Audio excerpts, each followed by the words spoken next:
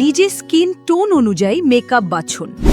ভুল ফাউন্ডেশন বা লিপস্টিক ব্যবহার করলে মেকআপ সুন্দর দেখায় না, তাই আগে জানুন আপনার স্কিন টোন ও আন্ডারটোন। 1. নিজের স্কিন টোন বুঝুন। প্রাকৃতিক আলোতে মুখ ও গলার রং দেখে কাছাকাছি শেড বেছে নিন। ফাউন্ডেশন কখনো শুধু হাতের রং দেখে কিনবেন না। 2. আন্ডারটোন চেক করুন। ওয়ার্ম আন্ডারটোন হলে ত্বকে হলুদ বা সোনালি আভা বেশি থাকে। কুল আন্ডারটোন হলে গোলাপি বা হালকা নীলচে আভা দেখা যেতে পারে, আর দুটির মিশ্রণ হলে হতে পারে নিউট্রাল আন্ডারটোন। 3.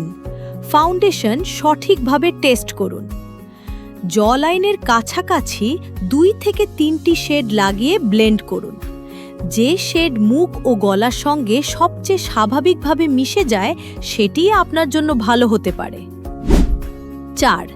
ব্লাশ ও লিপ কালার মিলিয়ে নিন। ওয়ার্ম আন্ডারটোনে পিচ, করাল বা ওয়ার্ম নিউড ভালো মানাতে পারে।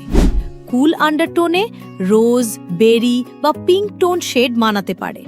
নিউট্রাল আন্ডারটোনে অনেক ধরনের শেড মানিয়ে যেতে পারে।